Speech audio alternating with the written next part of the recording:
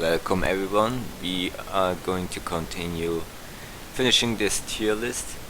You may have noticed that I turned out the music this time for some reasons. The royalty-free music has um, got me a copyright strike, and while my channel isn't monetized, I really don't like my channel having what is it called, advertisement and some company making money off of it. So I'm stopping to add music to this. Some noises will annoy you, but please be bear with it. Otherwise, just use adblock. I don't mind if you do that. Actually, I prefer that. I think these stupid advertisements kinda ruin the experience. So, oh, I showed the wrong thing. Like something like, that's not adblock. That's something completely different. Which one is adblock? Never mind. Just use adblock. You know. So, short repeat. Part 1 we discussed the S ranks Saiyan Saga and Baby Saga, and the A rank the Freeza Saga. And in the part 2 we discussed the A rank Pilaf Saga and B rank 21st Tenkaichi Budokai. Last time we made a short repeat of a summary of what we discussed in these arcs. Now a small summary why these arcs are where they are. The reason Pilaf arc is in A rank is the character interactions. All the main characters had their own selfish desires as they derived them forward, which made an interesting interaction between between the characters, who would betray who and such. Goku went to the adventure with Bulma in order to find out more of the world, but he wasn't willing to give her his Dragon Ball, the four-star ball. Bulma took advantage of that, of Goku's naivety and lack of experience from the other world, and used him as a bodyguard and wants to trick him and take the Dragon Ball when he's at his weakest, or at a situation where it's suitable. She just wants the Dragon Balls to get a boyfriend, which is stupid. She's very sadistic of a character and really selfish. She's unlikable, but she really drives the story forward, so not a bad character by any means. She's just an asshole, pretty much.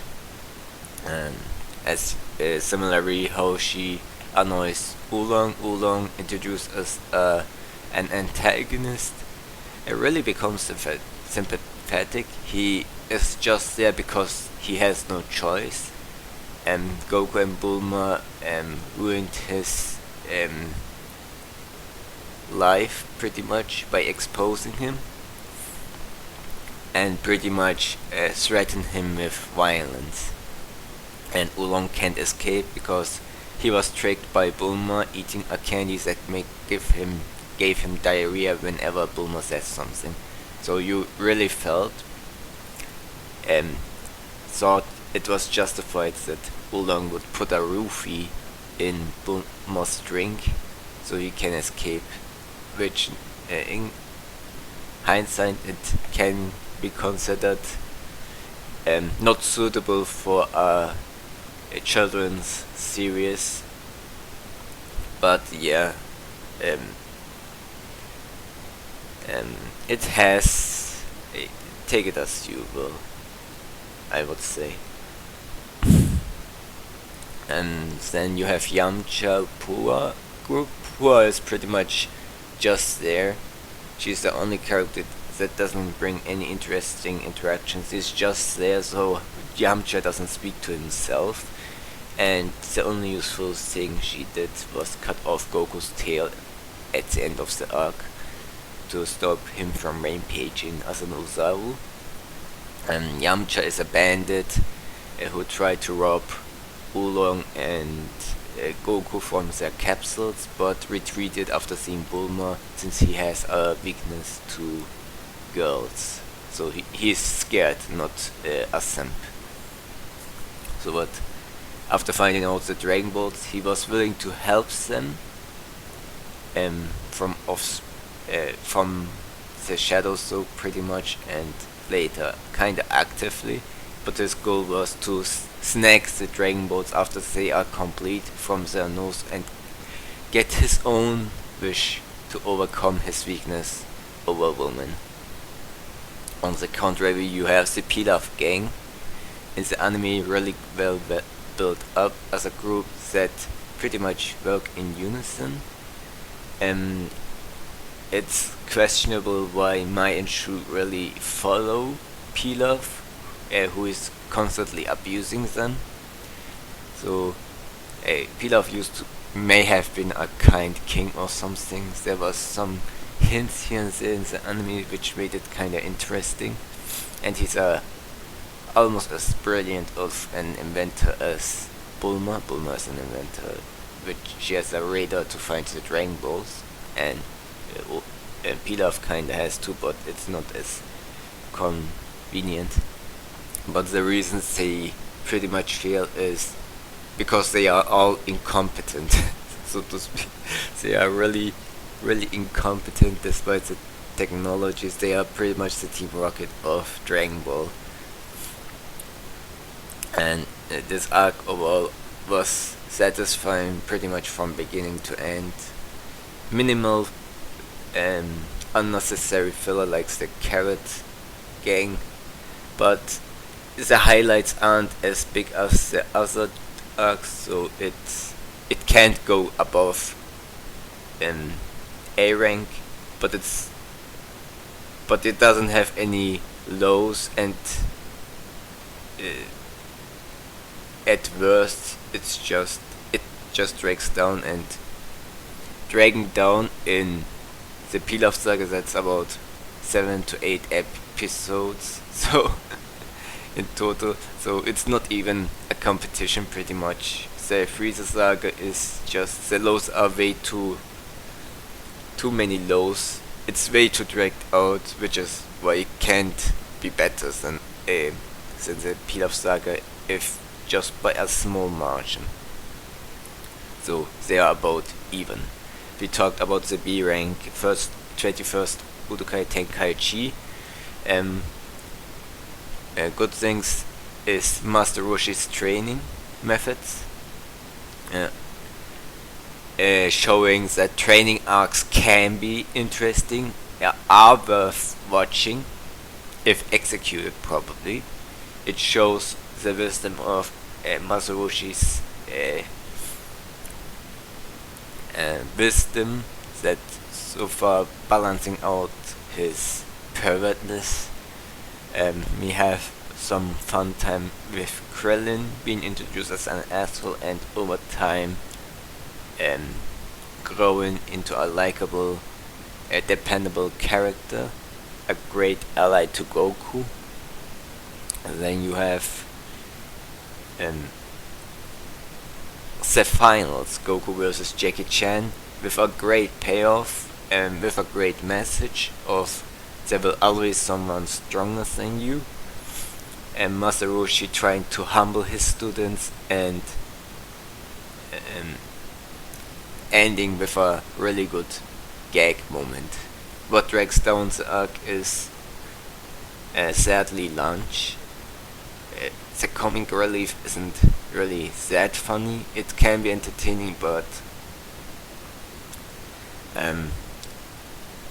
only if blunt lunch appears, but after a while it gets really repetitive. I really got tired seeing lunch. It's probably the worst arc with lunch, to be honest. And in the manga it wouldn't be different. In the manga, lunch is unbearable, pretty much. And she just exists later on. And then we have the rest of the tournament that drags it down. There are way too many gag fights that kinda ruins the experience, which is especially the bacterium fights, so I can't put it like after such a great training arc, it really feels like the payoff wasn't enough. There were too much. The preliminaries were skipped, the finals pretty much, quarterfinals were pretty much filler.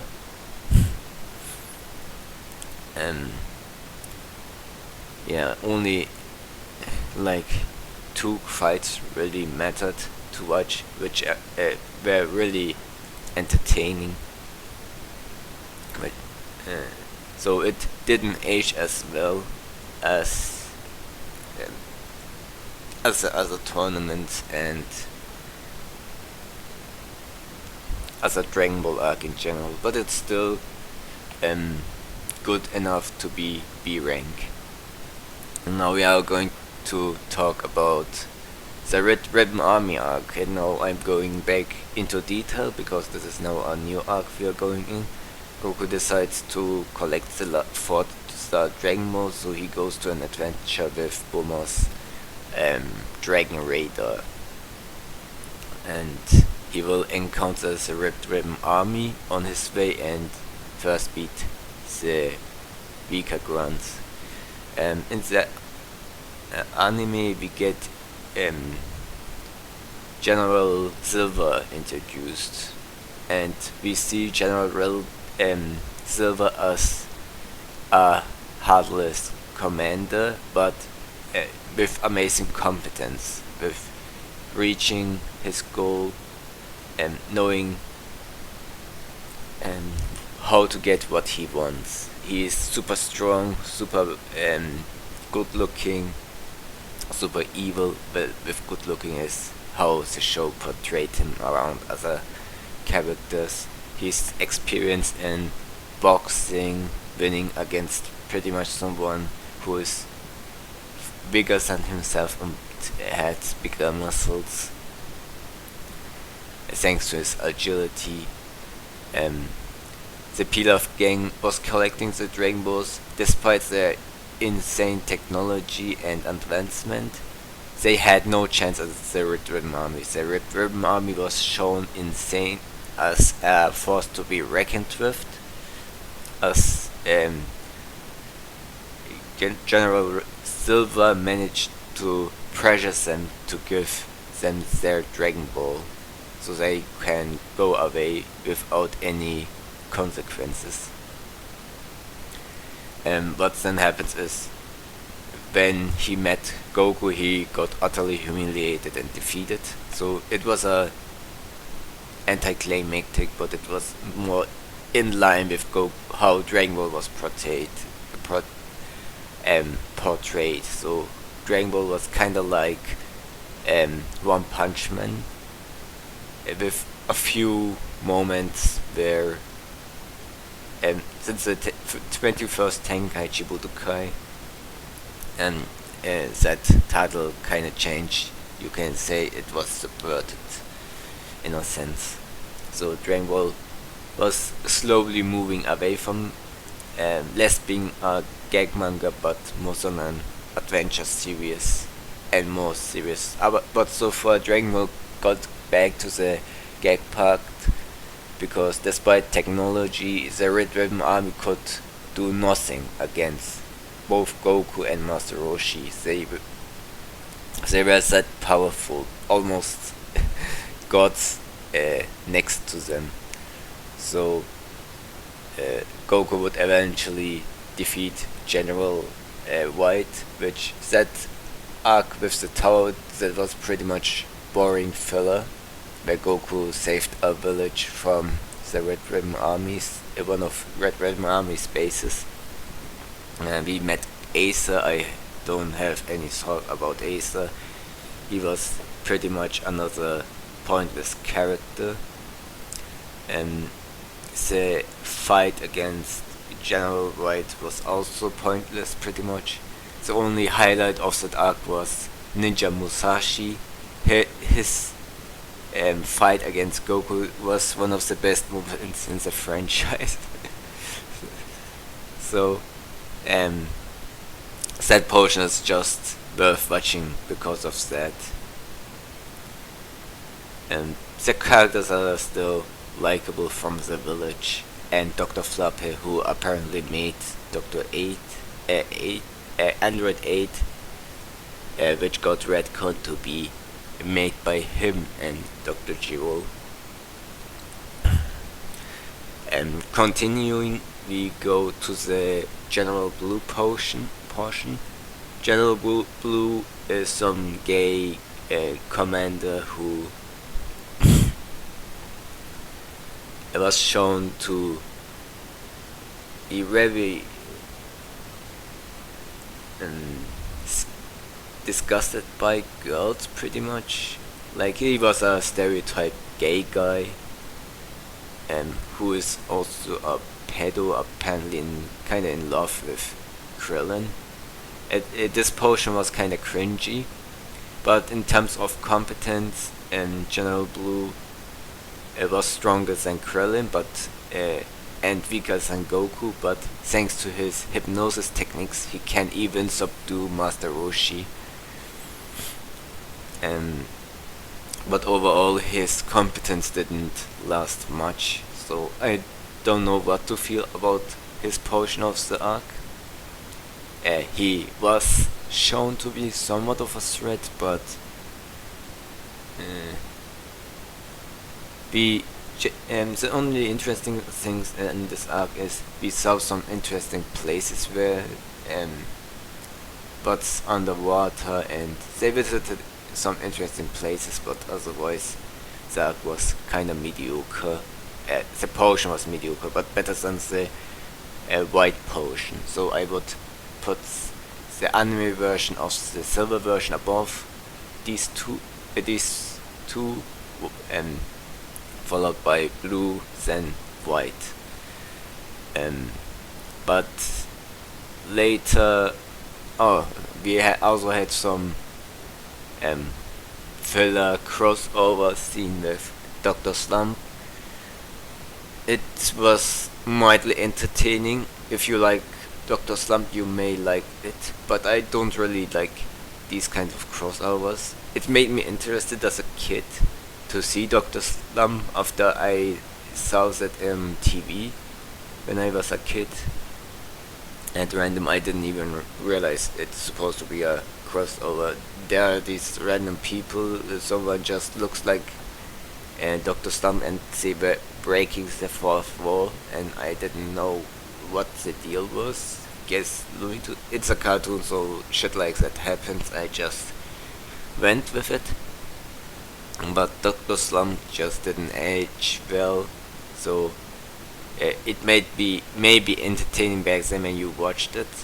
Like, I guess it has some entertaining moments, but most of it is just poop jokes. So if you like poop jokes, like AVGN or bullshit like that, you will enjoy Dr. Slump. Even the remake of Dr. Slump wasn't really that impressive. The only reason I watched it was because one episode Goku came to the village, and even that was mediocre. And Dragon Ball really tried to incorporate Dr. Slump a bunch of times into the crossover because it was made by Toriyama. And I felt it was unnecessary, but you do what you do to get some new viewers or readers into your comics, so I guess it can be blamed. But as an arc, that portion kinda drags it down. Unless you want to say that we explore some other areas, and guess in that case it's kind of fine. Penguinhausen is in the Dragon Ball world, I guess, and Penguin Village, or whatever you want to call it, Penguin City. So well, that arc really ended on a high note, I think. No, I mean that portion. Later we see Goku travel actually collecting Dragon Balls. And again, and we meet Boro and his son Bora and his son Upa, who were attacked by the Red Ribbon Army. They were guarding the Queen Tower, and these guys come to collect the Dragon Balls, and Bora just beat the crap out of them, destroying their planes and such. And Bora is a great character, I feel. He's a kind man, and he just wants to protect his son and live a great life, and these assholes just come and try to disturb peace with his living, so he has no choice but to defend himself and maybe even kill a few soldiers. He's really strong, and he's a respectable guy, especially when he meets Goku. So what happens later is that Commander Red gets tired. He has no choice but to order an assassin in Tao Pai Pai, who probably could destroy the Red Ribbon Army by himself. And when General Blue arrived with another failure moment, he gave him another chance to, was also to test General Tao Pai Pai's power, to see if Tao Pai Pai really is as dangerous as he claims. And the way he defeated General Blue really showed the threat level. Like, Tao Pai Pai is a completely different league from Blue. He defeated him just with his tongue. It was really terrifying and kinda comical despite the Blue. I didn't shit in my pants, but it was impressive, so to speak. What later happened is Tao Pai Pai would appear and casually defeat Boro, and even kill him by stabbing him with his own spear, which was kind of a sad moment because Bora was a great character so far, so you really felt kind of for him if you watched the series from start to finish, like I did. And Goku couldn't do shit. He was almost killed by Tao Pai Pai, but he was protected by his Dragon Ball, which Tao Pai Pai didn't realize Goku had more than the Dragon Balls he collected. So, General Red ordered him to go back, but Tao Pai Pai refused and took a small vacation before going and pick up the Dragon Ball, having standards and such. What Goku decided is actually climb the tower to drink the holy water from the legend, meeting the martial arts god Korin, which he didn't know he was a martial arts god, just some guardian of the tower above, guarding the water. And what needed to happen is he held the water, and Goku had to chase him the whole time, and he just couldn't manage to get the water from him. And what happened then is another thing what the filler did. After a few days of trying, it was just 3 days which it lasted, Korin took Goku's Dragon Balls and threw them down the tower, so Goku had to jump back and reclimb the tower, but he did it in a shorter amount of time than previously, giving us a small hint what was happening. And you may not notice at the first watch, but after the payoff of the arc, when Goku managed to get um, the holy water, which turned out to be just regular water. You learn that the training of Korin was basic stamina training at first, speed training, and mainly that Goku had to figure out uh, don't make unnecessary movements, make every move count, and I think that was a great message. But now you can question how that can be enough to beat someone at the level of Tao Pai Pai, but it kind of felt justified. I think it was a simple series with simple things like that, and there was no power creep like later on. So it was power creep so far. The characters can destroy entire armies without effort, but seriously, it really felt like something that's kind of believable. Goku almost defeated Tao Pai Pai, and Tao Pai Pai decided to climb the tower himself after figuring out that Goku drinks the water. And Korin kinda tricked him, and Goku acted at first like it worked.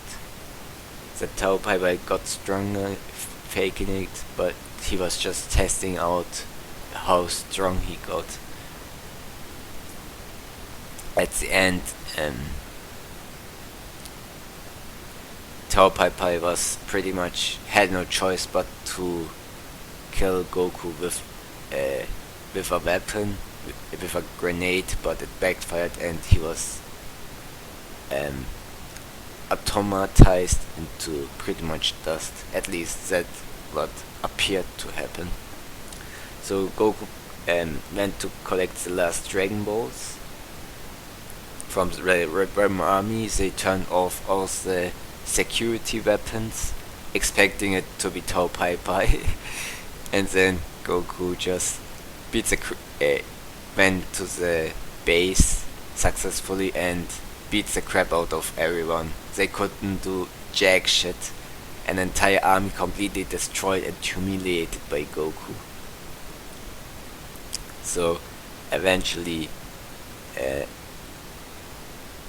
General Red and Black tried to escape at first, where later Black would find out Commander Red just collected the Dragon Balls not for world domination but to grow bigger, because he was bullied as a kid for being small all the time and he's tired of being a small guy.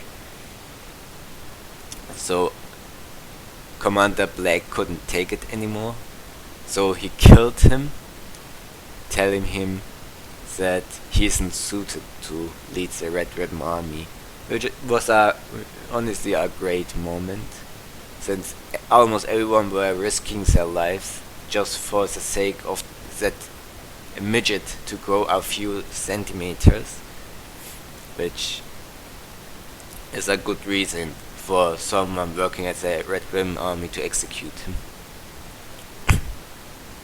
So that was nice. And Commander Black tried to negotiate with Goku, but eventually it didn't work out, so they had to fight, and Red Ribbon Army officially got defeated. A small thing what the anime did again, which made it better than the manga, is there was a small scene, there's Commander Violet, who pretty much sacrificed her soldiers at many moments, but was willing to save some monkeys in certain other moments, really successfully doing her missions. And it's not clear what kind of person she is, but when Goku invaded, she took advantage of the chaos to take all the money from the reserve from General Red in front of his eyes.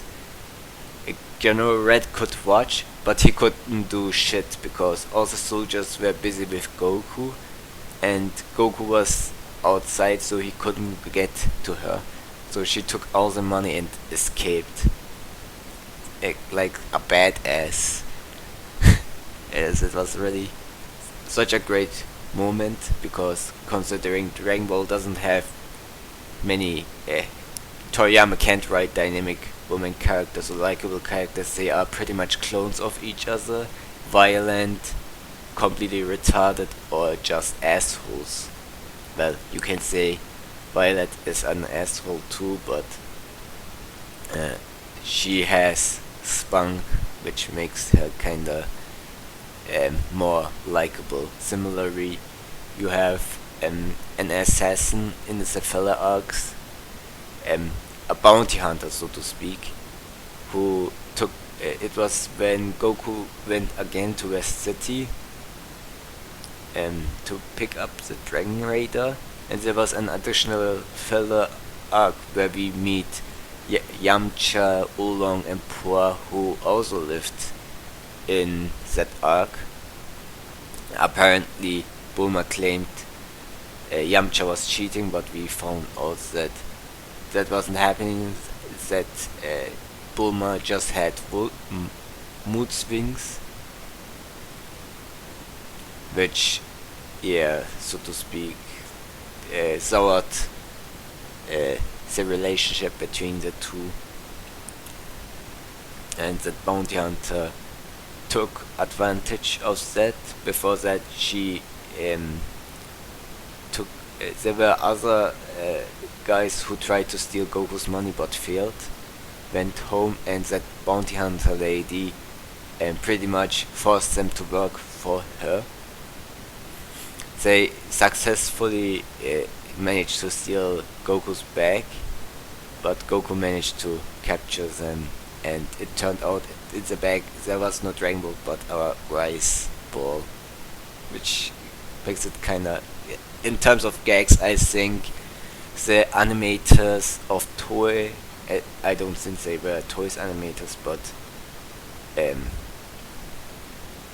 and companies that worked for Toei and animated for them, and the directors who were work and screenwriters really did a great job in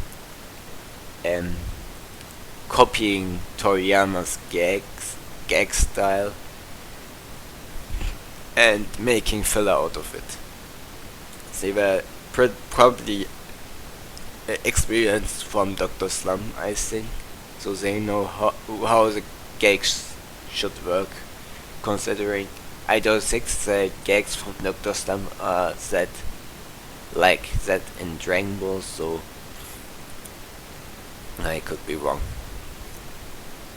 My allergies are killing me. No, this is the main Red Ribbon portion of the arc. Goku completely destroyed the Red Ribbon army. At least that's what appeared. As a kid, just trading under the god of martial arts. So it kinda makes it questionable how some scientists who couldn't even make a robot stronger than Tao Pai Pai can later on make artificial humans that can fight a Super Saiyan. It makes no fucking sense, which is why we will talk about the Saiyan Saga later on, why it's so awful. So what happened next? The arc isn't over, despite it being called the Red Ribbon Army arc, because one Dragon Ball is remaining. So what happens is another boring tournament arc starts.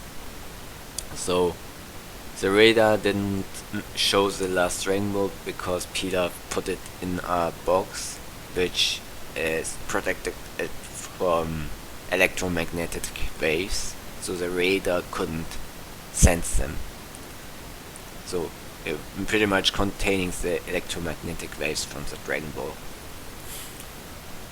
And he tried to collect the Dragon Balls that way, which kinda excuses it if you watch the anime adaptation of the Red Ribbon Army, because we have seen that Pilaf lost the Dragon Ball because of General Silver, and he probably didn't want that to repeat itself. And by hiding that Dragon Ball and making it unable for the Red Ribbon Army to find it, he kinda stopped the Red Ribbon Army from getting what they want. And that was a pretty great idea. So they went to Renai Baba, who wanted a bunch of money from them, which they couldn't deliver, so they had to fight her strongest fighters, containing a vampire that lost to Upa and Pua. Since they have no martial arts experience, they requested the vampire if they could fight together, and it worked. But the vampire isn't incompetent. He defeated Krillin. But it was another gag fight. It wasn't really special. Similarly to the next fight where Yamcha fought Invisible Man, he was also defeated by a gag of Krillin bringing Master Roshi and Bulma and using Bulma's pervert and Roshi's pervertness to take out so much blood from Master Roshi that the Invisible Man turns visible and Yamcha beats the crap out of him.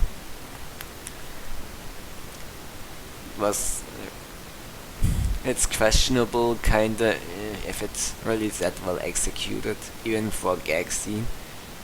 But it was clever, but it wasn't really that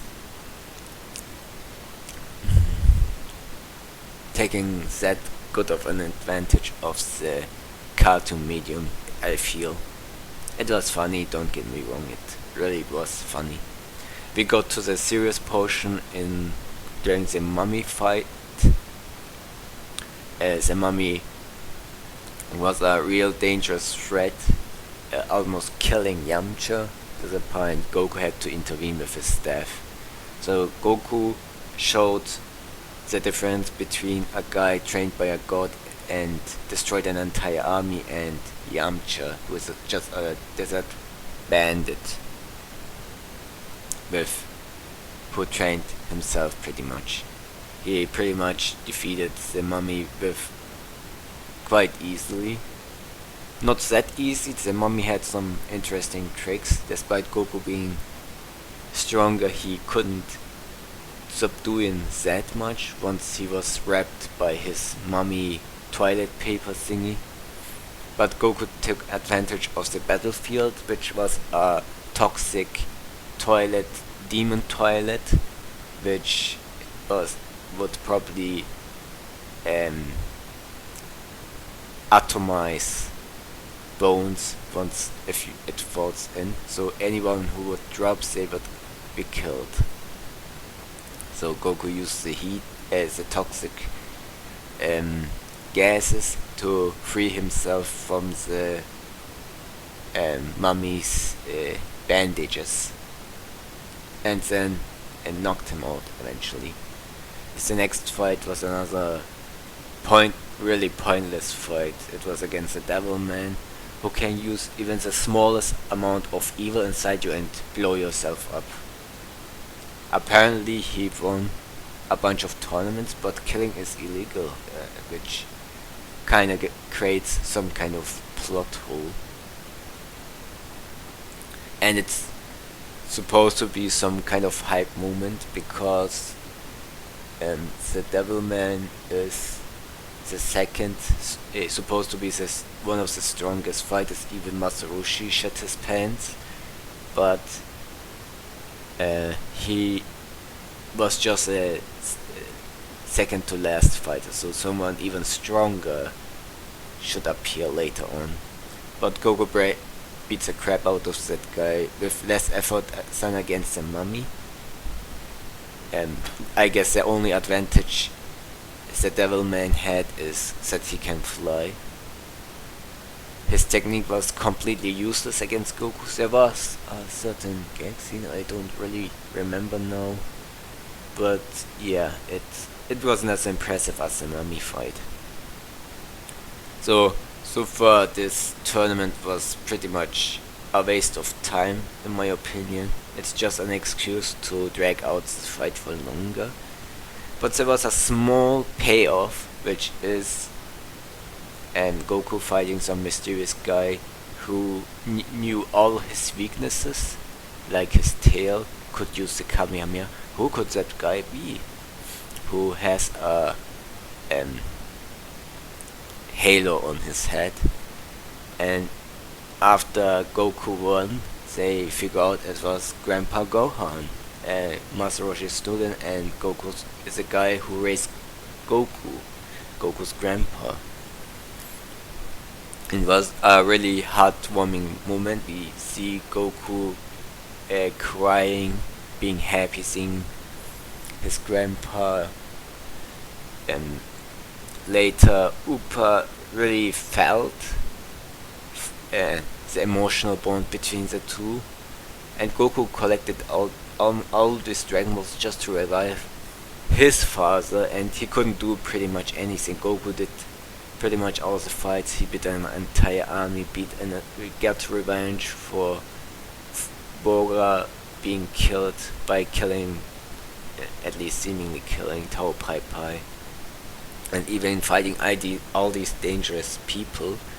So he felt obligated that Goku gets the wish back his grandpa, but Grandpa Gohan, showing the upstand guy he is, that heaven isn't such a bad place, and that there are, jokingly saying that there are some hot gods, kinda using his parrotness to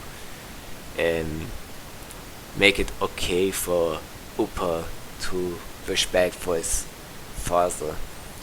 And that's a really nice touch, using it and that moment. Now Goku figures out where the Pilaf gang are with the Dragon Ball. So we get one fight against the Pilaf gang. Why you can say it's another filler fight, waste of time, bullshit. Because what is the Pilaf gang going to do against Goku, even with their technology? They are not the Red Ribbon Army. Goku beat some of the strongest guys he trained under a god. And we have seen that if we go by enemies, that they can even oppose a fraction of the Red Ribbon Army's forces. But I feel the Pilaf gang are always a highlight of Dragon Ball. They are fun to watch. They are reoccurring villains, and they always do something that kind of creates a problem that needs to be solved. So in this regard, I think it wasn't that bad. So overall, great highlights. A bit too long for its own good. There were many filler moments, like the fight against White, a little bit of Blue, and the Uranai Barber portion wasn't that interesting, but at least it had a great payoff. That's why I feel comfortable putting it as B rank. Next is the 22nd tournament, Tenkaichi Budokai, which start off in the anime with Goku training for the remaining years.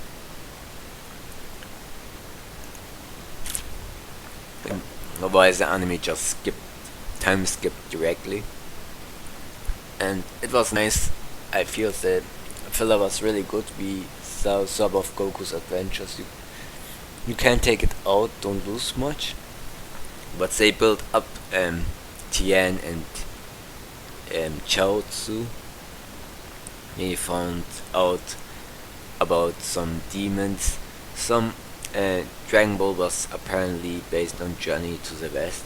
I watched a cartoon based on Journey to the West, a cartoon adaptation long ago, but I don't recall exactly what happened. So they adapted a few moments into that filler, so is the fight against Ginkaku and Kinkaku with their weapons from the novel, which, if you like references to Journey to the West, yeah, you will definitely enjoy the filler.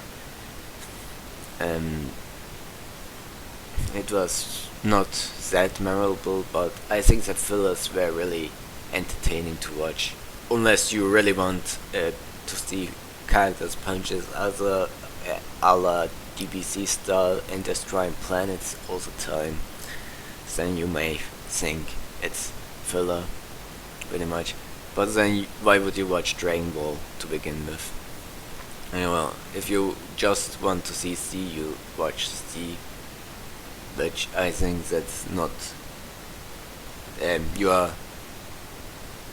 You have some weird standards. I guess you are better off watching other fighting shonens. I don't feel Dragon Ball is the type of shows that would should fill that need, in my opinion. We see Goku travel, swimming through continents, really showing how much stamina he has, how much he grew. And we find out Yamcha came to train under Master Roshi as well, and they pretty much, after entering the tournament, we see some more competent fighters, like Nam, who reached the semifinals, lost in the preliminaries against Tien with ease, and was hospitalized, showing that Tien is not really that kind of guy. We find out that Tien and Chaozu are students of the Crane School, the rival school to the Turtle School, and the interactions between Master Roshi and Master Xian or Shen, Xuan, never mind, is really entertaining.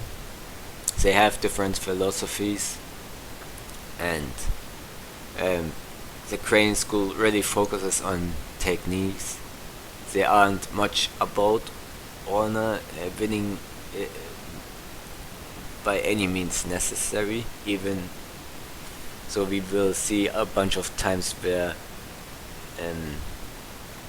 Master Shen would even let a cheat so the Turtle School wouldn't win, when necessary, obviously. After finding out Tao Pai Pai, his brother, was killed by Goku, we got a personal stake for the rival school in defeating Goku, which really kinda makes the arc even more interesting. In the filler, which is always amazing, we see Master Shen going to assassinate Goku at night. So the anime makes the tournaments not a one-day event where all the fights happen and it's over, but splits the fights into days, making it like a real world event. Every fighter gets a day to completely rest and fight at full power, which really makes it worth engaging into the story. So what happened is Tien would stop his master from killing Goku, so he can defeat Goku with his own hands and bring back honor to the school by defeating the guy who killed the brother of the master in the finals, or even before. And so we see Yamcha versus Tien. Yamcha managed to use the Kamehameha too, like Goku, but it shows that Tien has ascended to a level that he can take any attack without damaging himself. He can just endure the strongest beatings Yamcha has to offer. By just shouting, he can completely negate attacks. Just by looking, he can learn anyone's attack. He had a bunch of dangerous techniques, and at the end he knocked out Yamcha and broke his leg, showing that Tien is a force to be reckoned with, but he is still a student of the Crane School who are known for fighting fair or respect, or at least they fight fair, but they don't respect the opponents. So a weakling isn't supposed, it shouldn't be allowed to ever fight again. That kind of philosophy.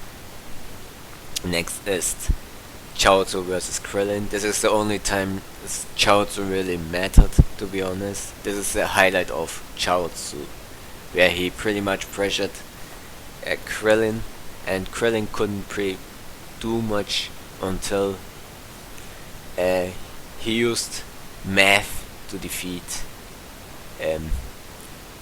Chaozu, because Chaozu couldn't calculate without using his fingers, showing that Master Roshi's training in the previous tournament arc actually paid off. So at the end, Krillin still couldn't do much. Dodonray was faster and stronger than the Kamehameha, and so Krillin used this. I think he blinded Chaozu, or kinda managed to escape from Chaozu's attack, using the Kamehameha to defeat Chaozu, realizing if Yamcha can do the Kamehameha, so could he, which shows Toriyama's disrespect for Yamcha's character. But it still was kind of a payoff, since at this point the only way you can accept anyone to progress to closer to Goku's level is at least having the Kamehameha under the belt. Next fight was Master Roshi against some a dog dude who transformed into a wolf during the full moon, and Roshi destroyed it, leaving him a wolf forever. And so he had a personal grudge against Jacky Chun, but that was just a gag moment pretty much, where Jacky Chun just defeated the guy and then used Krillin's head to hypnotize him to see the moon and then turn into a human. It was just stupid, but whatever. The last fight was boring in the manga. It's supposed to show that Goku is on a completely different level, even impressing Tien by beating his opponent with 3 hits. The anime, being the chat it is, made that arc, built out this arc again, and the opponent is even a movie star and no martial artist. But the manager of the guy knew Goku is way too dangerous that his star can defeat Goku, so he made it so he tried to kidnap Goku, and he kinda succeeded. At least his goal was to stall out Goku until the quarterfinals ended and his champ won. But the reason Goku made it in time is because Lunch figured out Goku was being taken away by some dudes, went after them, and pretty much stopped them. And the reason she did all that is because she went to buy ice cream for herself and Goku was just going away without taking his ice cream. Another reason, this arc made Lunch likable in the anime, and we found out how the people always ended on the front to see the match, and she would use her weapons to threaten everyone, So they made a path so the Dragon Gang could make it to the best seed and watch the tournament. So this arc really was a highlight for Launch. I think this is the best arc with Launch, to be honest. Really likable character she became here, sadly, and one of the reasons everyone remember her as an amazing character. Yeah, so if you like Lunch, it's because of this arc. And continuing the quarterfinals where Master Roshi and Tien fight. Master Roshi is impressed by Yamcha Tien's skill and talent, and accepted that Tien is strong enough to fight Goku, so he pretty much gave up against him. Which at first it seemed like to Tien that he surpassed Roshi, but Roshi pretty much told him that he has a potential to surpass him, but the only reason he participated was to challenge his students. But since Tien is there's no need for him to continue. And this is the last arc Roshi would fight. He would retire for good, at least until Super wins that moment. And it's supposed to show that this new generation of fighters, even someone like Yamcha, are on a growth rate far beyond his. So there's nothing he needs to do. These guys can protect the world. They can fight some of the most dangerous people, and honestly even surpass him. And it worked out for good. And then we see the fight against Krillin and Goku. Was a entertaining and good fight, but not really much worth me to go in depth with it. In the finals, which is more important, is Tien versus Goku. We see the Goku really adapt to Tien's techniques really fast, improving them himself. Like Tien used some of the most dangerous techniques. Thanks to his 3 eyes, Goku wouldn't be able to escape him. So in terms of avoiding attacks, Tien was stronger. In case of improving attacks and overall strength, Goku would surpass him. So Master Shen got tired of the fight lasting too long, so he ordered Chaozu to rig using his telekinesis to stop Goku. Eventually Tien would find out about that and request his master to stop interfering, since he wants to bring order to his school, but his master hadn't had any of that, and honestly wanted that Goku pays for killing Tao Pai Pai. And before he went violent to punish Chaozu for not listening to him, Roshi saved them by sending Master Shen away with a Kamehameha. So these two would finally fight evenly under fair conditions. Before that, Tien would absorb all the attacks Goku he delivered to Goku as punishment and make up for the cheating. So Tien was really honorable in that sense. He would stop after Goku got the same amount of hits and tell him no, they can fight normally again.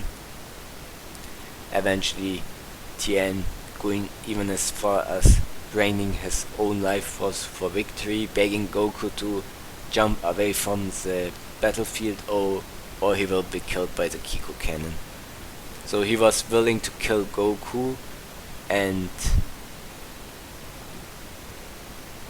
Goku, for the sake of threatening him to get the victory. It was the only way for him to um, finish things off.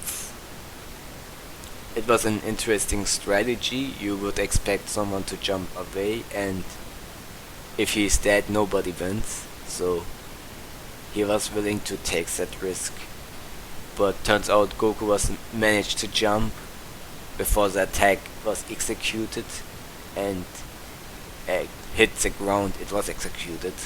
So the blinding light probably made it unable for Tien to see him. And Goku used the last remaining of energy to burst himself into Tien with another Kamehameha. But the reason Goku lost was because he hit the cars outside before Tien, so Tien won the tournament. So it was a really good payoff. Tien won, technically bringing honor to the school, would bring honor to the school if he stopped, if his master didn't interfere. And now Tien fighting us for himself instead for the Crane School. It was a nice moment. It also showed that Master Roshi was right about Tien, and it was a nice redemption arc for Tien's character. I think turning from a brutal fighter into an honorable fighter was a really good character arc. I wouldn't consider Tien now a good guy in this arc, but it was pretty much a great payoff. So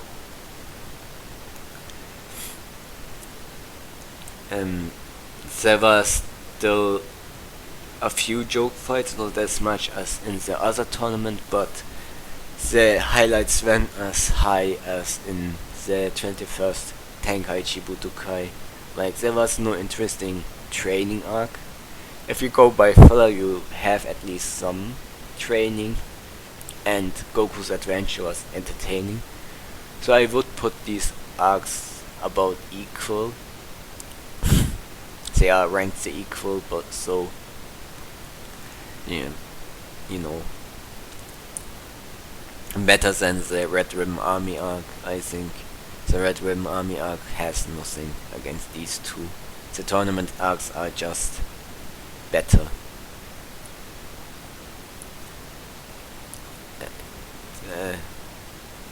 It just being a tournament, even if the stakes are kinda high, it's nothing to the amazing interactions between the characters in the Pilaf arc and the high stake battles and stakes in the Freeza saga.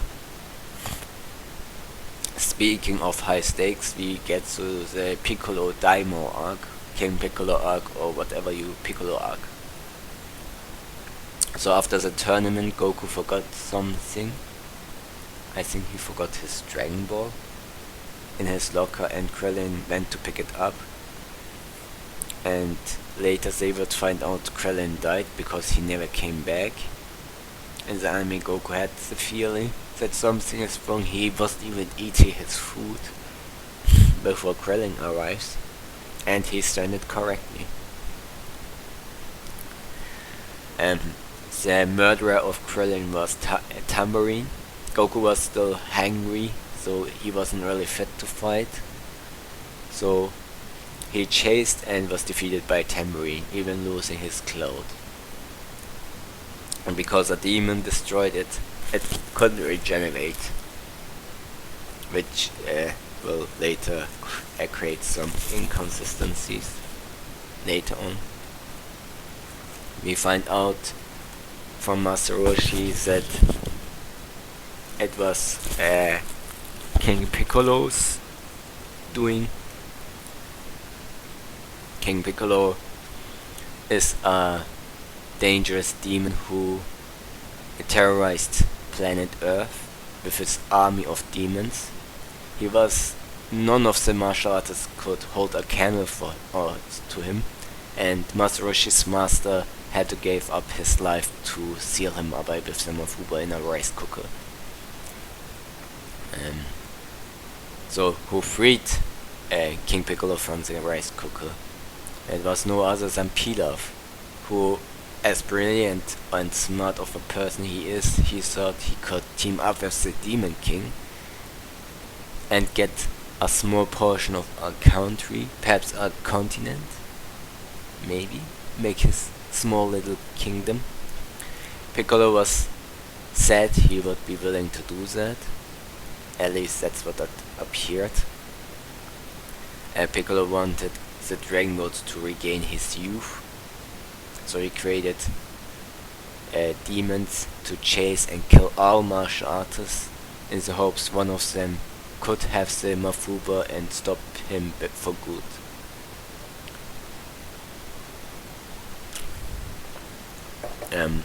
One of the demons, Goku would eventually find a fish, which he ate away, and it belonged to Yajirobe. And as the two engaged in battle, and Yajirobe is somehow able to challenge Goku somewhat,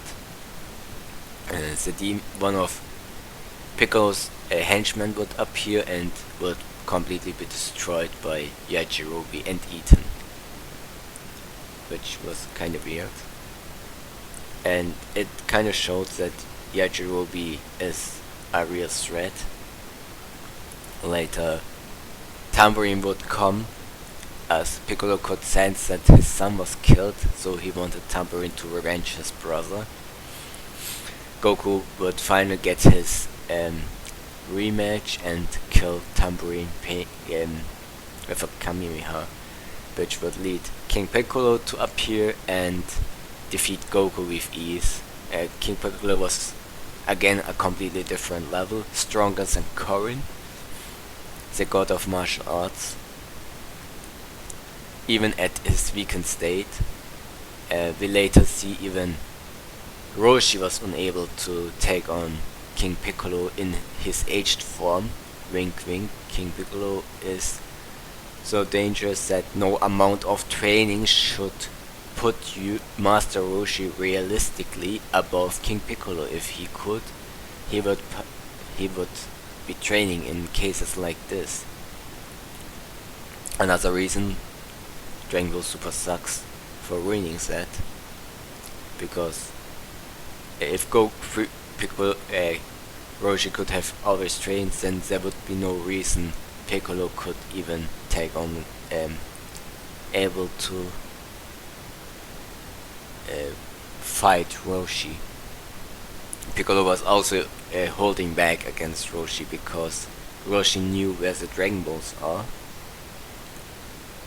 and actually Roshi even told him where it is. So, but the confidence made King Piccolo worry. So he was holding back, but he wasn't holding back in a way that he did wanted to spare his life, but he knew something was up with this old man, and it was the Mafuba that Master Roshi had that actually was the secret plan.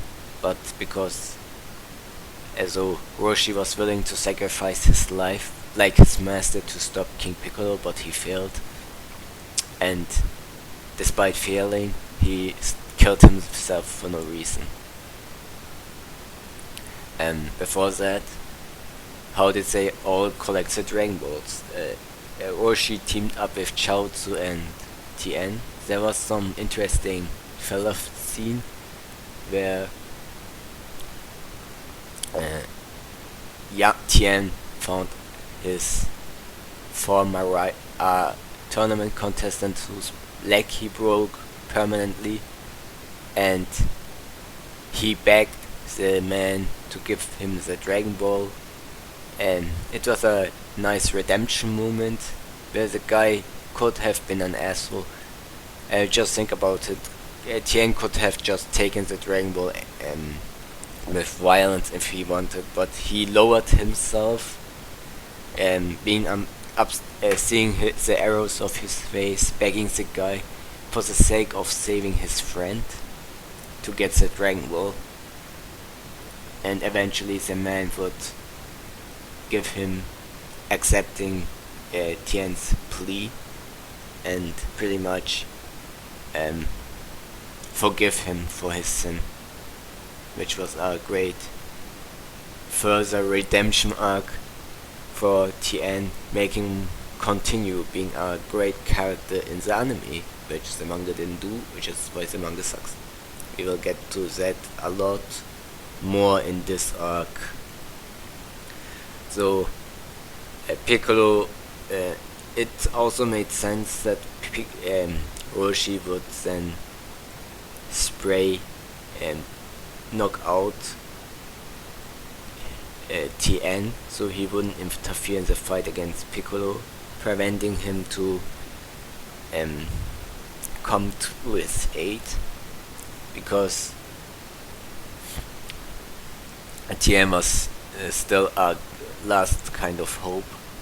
And after Tien witnessed Roshi's dead and then Chaozu's dead because Chaozu is useless, he trained a few days in Mafuba, and because Tien is a prodigy established, it was believable that someone like him could master the Mafuba to a level where he can beat someone without seal someone like Piccolo without killing himself, and actually practice the move without killing himself.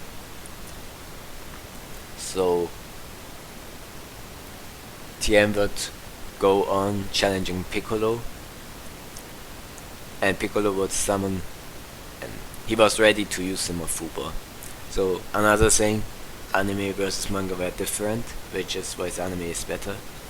When Tien came to challenge Piccolo, just after doing that, he realized there's a crack in the rice cooker, so he was fucked.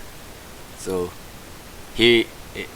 at that moment he could do nothing, and Piccolo just summoned a new Sun Drum and beat the crap out of him. In the anime, he was ready to use the Mafuba, but Piccolo wanted to test Tien's power and summoned Drum instead. And Tien wanted to preserve his strength against him, but he couldn't even get past against Drum.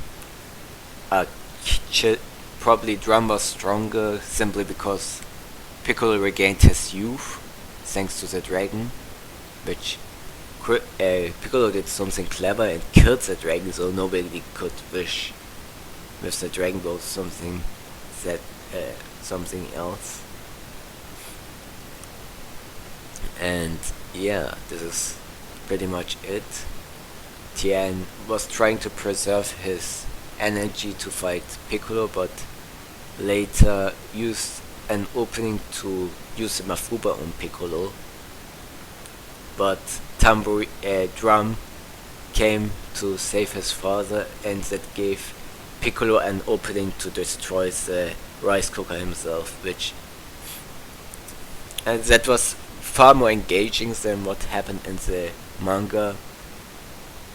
So you can't tell me the manga is better than the anime. Guys, really, just stop it. The manga isn't better than the anime. It would definitely be not be B tier if it was the manga version. So another thing that happened is Goku begged Yajirobe to bring him to the Quint Tower, where we find out that the Sensobi can actually heal you too. And Goku wanted Korin to train him again.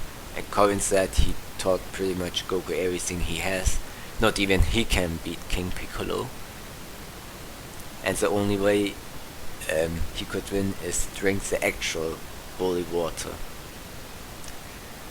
Another reason the anime is better than the manga is the following. So Korin lied about the holy water and just put it out, and from his um, hidden spot made Goku drink it, and he got a free power. That's it. Now he is strong enough to fight Piccolo. The anime was completely different. Goku had to go to a place with never met ice, and went to some kind of dream world, but illusional world, which tried to stall him out. And Goku overcame pretty much every hardship and challenge that area did on him, and later he would be rewarded with by overcoming this challenge with the holy water. But there is another thing: the holy water is actually poison. So if Goku drinks it, he will die unless he has hidden potential. So after Goku drank it, all his hidden potential and energy was unlocked, and he was ready to fight Piccolo. I think that was far better and more rewarding than what the manga did. So Goku worked for that power somewhat, and he fought Piccolo and defeated him. So it was a great highlight with stakes being high, in appearing like that since Piccolo killed Shenron, that anyone killed by Piccolo would never be able to be revived, and anyone killed by a demon, because Piccolo is a demon, they would not go to the afterlife, they would stay in limbo. And lastly, Piccolo released a final egg where he would reincarnate to take revenge for himself, and nobody knew but someone we will find out next arc. And I think this is a good reason to put the Piccolo arc to the B arc. Another reason why it's so low is it's pretty much a clone of the Red Ribbon Army arc, and Goku pretty much did all the things. He drank, he went through challenges, getting just a random power up to defeat the final villain, and the battle was pretty much one-sided. Tao Pai Pai had no chance against Goku, and young Piccolo couldn't defeat Goku either, and both used cheap tactics and then were punished for it. So yeah, I still think the anime version of the Piccolo arc is better than the anime version from the Red Ribbon Army saga. In the manga it's reversed, because this arc drags out way too much. In the Piccolo Daimao arc we see the havoc Piccolo was causing, and his demon, just a fraction of his demon army, which in the past he had an entire army, and now he just summoned just 3, and one alone was killing all the martial artists that could put a threat. Giran was killed, Krillin was killed, Yamcha almost died, but was saved by Piccolo himself, because his other son died, whose name I forgot, and was eaten by Yajirobe. Also, Yajirobe was also a great character in this arc. He would come really clutch, saving Goku. So they went to the Korin tower again, trying to figure out what to do next, and Korin suggested they meet with God of Earth, Kami.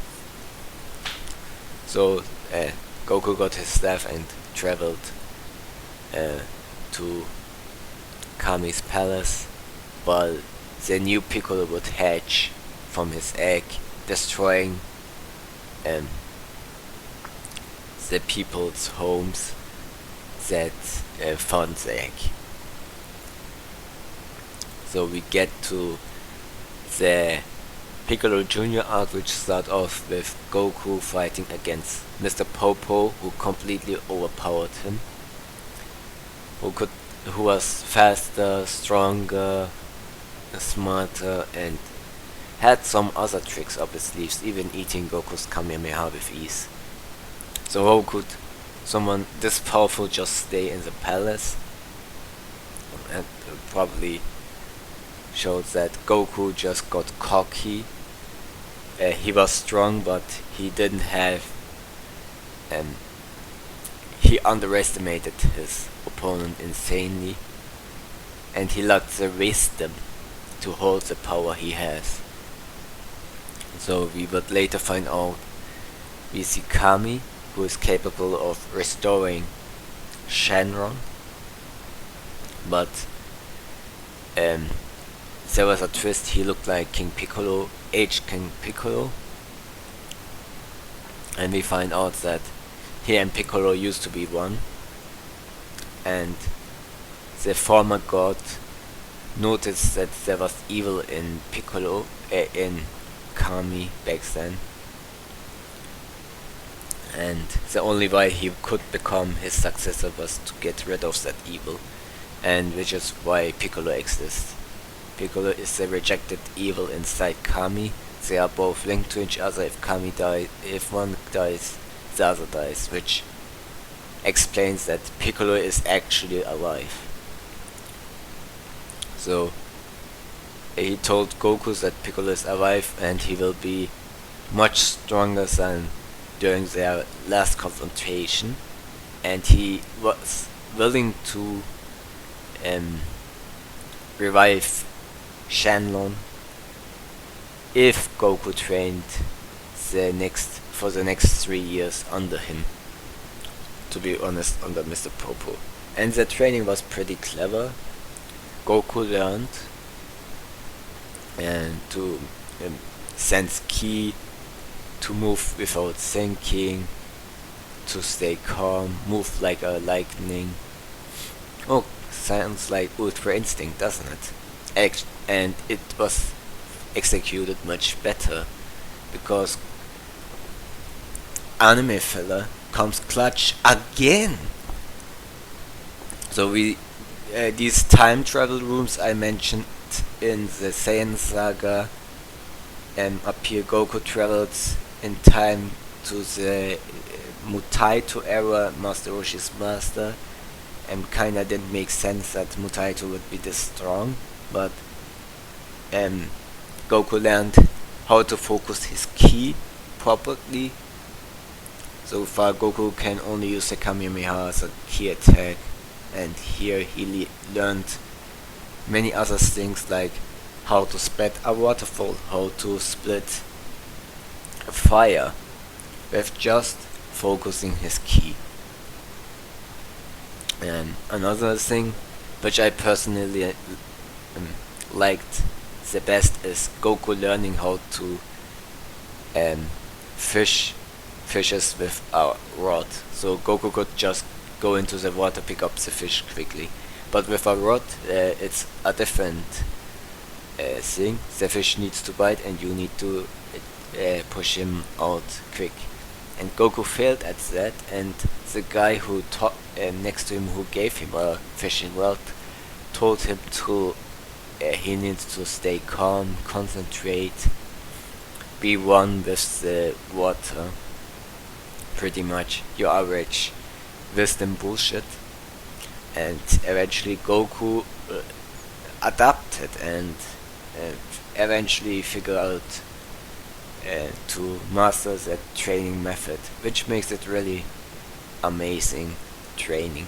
It really was a great movement. And Goku would also go to the mountains, trying to keep the crown of lightning, which was pretty much a lightning rod, and learn to dodge lightning. Another thing amazing, since Goku can't follow the lightning all the time, he can't rely on his eyes. He need to rely on his other senses and hidden senses besides smell, ears, a hearing, and etc. So something like that would be perfect for Ultra Instinct training, which technically this is Ultra Instinct, but again, it's not a palette swap power-up. It's an extension of all the trainings Goku went through that far, combining them into one. So, what happened next? Other than that, Goku would... We see small fun training sessions with Mr. Popo where Mr. Popo would create a clone of Goku which is equally strong, but Goku couldn't beat him because the clay doll had a new Goku's body in and out and had the advantages of Mr. Popo's fighting style. So Goku would only has to overcome himself in a way, otherwise he can't defeat the clay doll. In the meantime, we see Master Roshi telling his students that there's nothing he can teach them anymore. If they want to surpass Goku, they need to go to the Queen Tower and at least survive that training from the god of martial arts, like Goku did. So alongside with Tien and Chaozu, Yamcha and Krillin went to an adventure. We didn't see the current training, but we saw various challenges on their way, like a volcano erupting and they deciding to stop the volcano by themselves, using their ki, creating various new routes for the volcano, the lava to flow. Lava or what, magma, whatever you want to call it. It was a pretty engaging thing to see. It's not a fight, it's trying to fight against nature's powers, and I think the anime did a great job in showcasing things like that,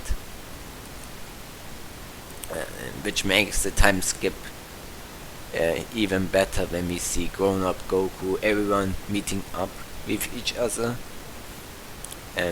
finding out Goku no longer has a tail because Kami wanted to restore the moon and such and didn't want him to rampage. We see a grown-out Piccolo. Nobody but Tien became suspicious of him because of the turban. Nobody saw Piccolo's antenna. As far as they know, Piccolo died 3 years ago. Oh yeah, everyone was revived, killed by Piccolo, but yeah, this is it. So what happened next? They would, the preliminaries would start again. Chaozu would be eliminated there, showcasing how Pai Pai is still alive somehow, but now he's a robot. So in the quarterfinals, Tien fights his former master's elder brother, and despite cheating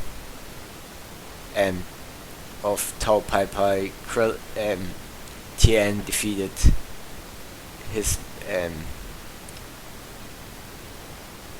Tao Pai Pai with ease, and he begged his out of respect.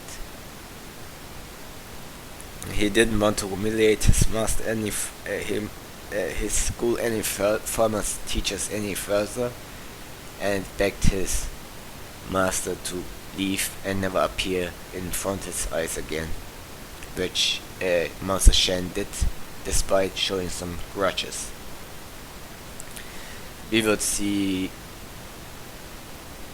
Goku, not that yet. What fights were Goku, Piccolo versus Krillin? Was it already this early? Yeah, it was. We had learned that Krillin learned the levitation techniques and doing quite well against Piccolo, but eventually gave up knowing that Piccolo is out of his league. Um, but still putting some fear in Piccolo, who expected Goku to be the only threat to his goal. That pretty much setting up that Krillin and the others have now all surpassed not only Master Roshi but also Goku when he trained at Master Corins. They showed far more impressive feats. So Piccolo was kinda scared. He started to get worried as the tournament continues. So we also see Yamcha fighting someone mysterious, some office guy it appeared.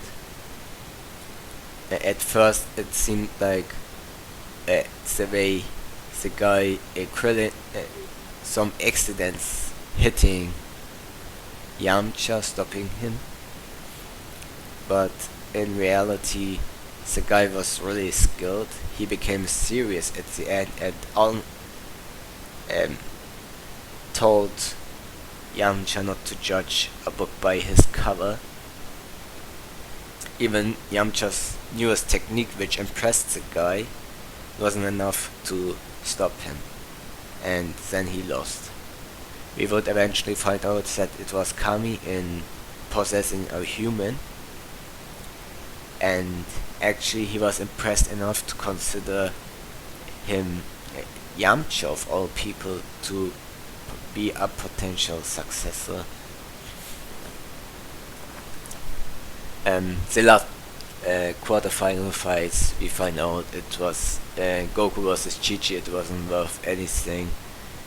It was just some, well, you can think what you want. I think it was another worthless fight.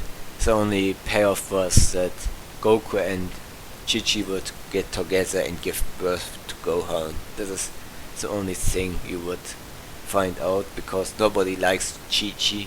Chi-Chi is one of the most annoying characters in the franchise, because it's a female character written by Toriyama, and these tend to be awful.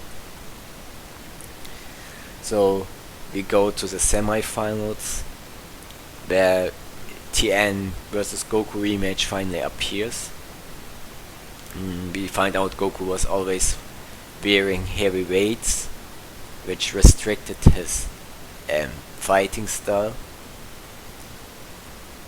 a bit. So despite being able to follow Tien's movement, his body couldn't, which was what Tien said. Eventually Goku would outspeed Tien after dropping the weights, but Tien had another backup plan, is by splitting it into 4 and increasing his eyesight numbers, thus being able to follow Goku's movement anywhere. And it seemed like Goku had no chance, but then Goku showed the fruit of his trainings, like using advantage of his ki sensing and showing that Tien relying on his eyes was a big mistake, as he used his own technique, the solar flare, to blind him, and then he showed another weakness in Tien's techniques, not splitting only his body into 4 but also his power, which was a nice way to defeat what appeared to be an overpowered technique. Then we go to Kami versus Piccolo, which was really intense fight, and we see that Piccolo new Piccolo is on a completely different level from the previous Piccolo, as Kami used the Mafuba and he figured out that he can counter the Mafuba now. So Piccolo trained and found a countermeasure to the Mafuba, sealing now his other half without killing him and winning the finals, semi-finals. So finally we go to Piccolo versus Goku, and as you expect, it was one of the best choreographed and fights in the franchise. There was strategy, Goku using his feet to make a Kamehameha, Goku using Piccolo's techniques to against him, like Piccolo grew in size, but that also allowed Goku to enter his body from his mouth and take free Kami from his body. Also showing that Piccolo gets slower when he's grown. His mass may have increased, but that's not enough to beat someone like Goku. There was also some breaking of physics in how Goku throws someone as big as Piccolo and still not ring him out. Piccolo used a technique that follows Goku's every movement. It's a key attack, and Goku managed to send the technique back at him. There was also where Piccolo pretended to be defeated, catching Goku off guard and firing an immediate key attack from his mouth, pushing a giant hole onto his chest, almost killing him. So it appeared he tortured Goku, paying back the humiliation he suffered before intending to kill him for good. But Goku managed to dodge it somehow and beat Piccolo at the end. And the arc pretty much ended with a cute scene, a nice scene where Goku stopped Kami from killing Piccolo, pretty much killing himself. One of the reasons being that there's no reason to kill Piccolo since Goku is strong enough to always stop him, and there was no need for Piccolo to give up his life, and also the Dragon Balls were linked to Piccolo, so he couldn't. They may use it in the future. So there were some other things. It wasn't just so Goku get someone to fight too strong to fight always. So now Goku is the strongest under the heavens, the strongest on Earth. I think if the Dragon Ball ended there, it would be good. What drags the arc down? Definitely that it's turned more into a power struggle, pretty much. There wasn't any gag fights, luckily. Tao Pai Pai being back is questionable. We would get to what was it? There was some things that really bothered me, and Chi-Chi existing probably ruined. Not sure about that. It's highlights weren't that big. The final arc was good, but a lot of the issues could have been solved really early on if Kami just came to Earth and used the Mount Fuba on a younger King Piccolo and sealing him immediately, or just killed himself. He didn't really need to bother with all the nonsense. He's the guardian of Earth, but he always let Piccolo do as he liked, and his status as a god wasn't really clear. So apparently we'll see Kami care for others and for Earth, even willing to sacrifice himself, but then you question why didn't he do that from the start. And that's pretty much a real problem, because what if Earth doesn't have a Kami? Like, yeah, I don't think much things would change.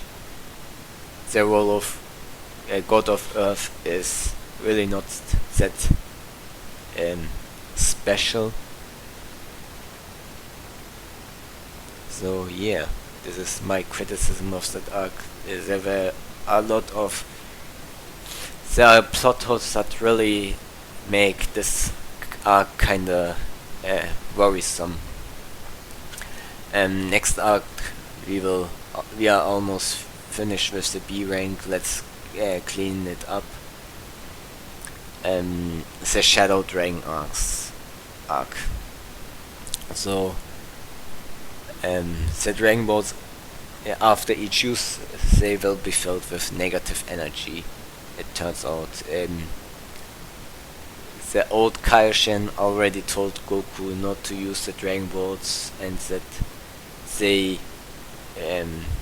kinda mess with the law of nature and such. And now the Dragon Balls finally have consequences, which finally make it brought back some tension to the freaking series, because every time now there are like 2 sets of Dragon Balls in the sea, and the Namekian Dragon Balls can revive everyone without restriction, can grant 3 wishes, so now even the Earth Dragon Balls can grant 3 wishes. So the Shadow Dragon arc giving consequences made it so that the characters are now more that they can't always rely on the Dragon Balls now. And the Shadow Dragons are really dangerous, much stronger than many of the antagonists up to this point. So it was a great way to end Dragon Ball with the Dragon Balls. So the things the characters relied on to fix all the problems are now the cause of all problems.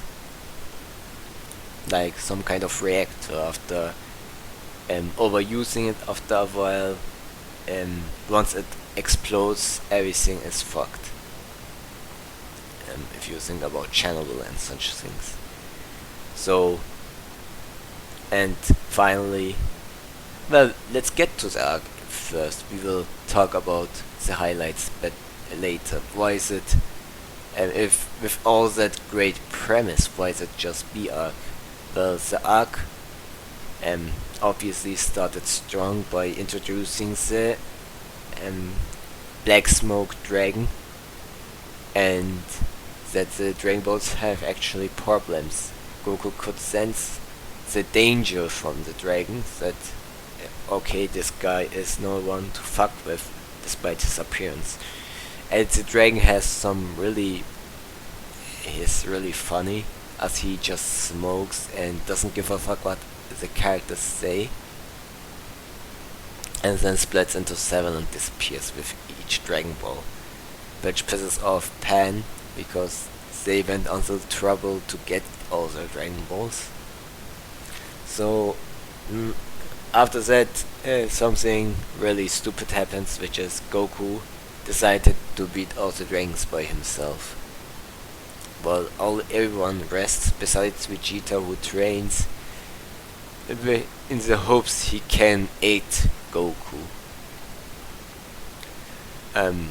Pan didn't have any of that and picks up Giro and blackmails Goku pretty much into taking her with him,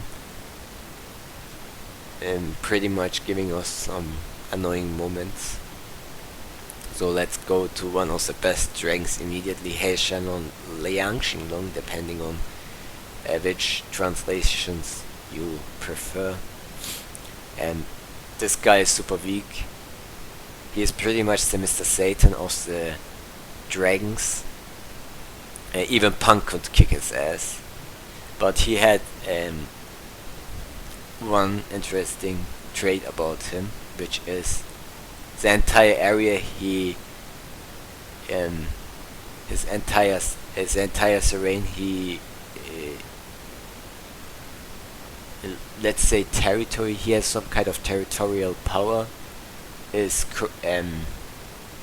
is toxified or pretty much polluted with his toxic waste, and that these toxic gas worked like dangerous for anyone but the shadow dragons, and thus Goku and Pan progressively became weaker as they were around, to the point that the dragon eventually was able to fight back, even take on hits from Pan, and even defeat Goku. Goku couldn't even transform anymore because the waste made him really weak. So they were pretty much losing against a guy who was billion times weaker than them, which really showed again a message of don't underestimate these dragons. Even the weak ones can have something to cause some trouble. But the way they beat Liang Xinglong is the thing. They found a space where clean water was sprouting out, and doing that they cleaned the water and healed themselves something, and then regained their strength and just killed the dragon. That was anticlimactic.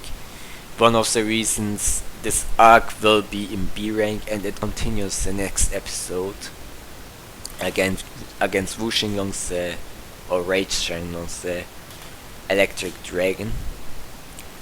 So this guy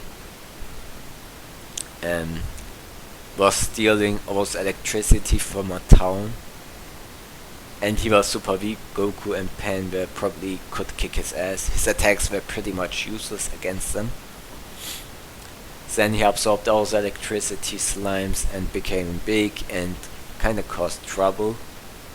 But Goku for some reason transformed into a Super Saiyan 4 and pretty much tanked all the electricity attacks, and then fired a Kamehameha times 10. And despite being weaker than base Goku, his body was his electric body was his slime body was so elastic that even a Kamehameha times 10 can't pierce through him, so he sent it back and Goku transformed back to his base form. But it was done in a comical way, which I guess is fine. And the dragon could still not kill them, especially not Goku, who has far more energy reserves. And what happens is it starts to rain and the dragon destroys himself pretty much. And that's how he was defeated. So 2 dragons were defeated by a Deus Ex Machina. And that's not a good start. We go to the 6-star dragon, Lung Xinglong was her name, and Oceanus Shenlong, so to speak. She can manipulate wind. She was praised as some, or he, depends on which you prefer. He's an ugly dragon who has a technique of disguising himself as something else. So he turned into a dragon princess, tracking the fishermen somehow, and destroyed the ecosystem by pushing all the fishes out of the water,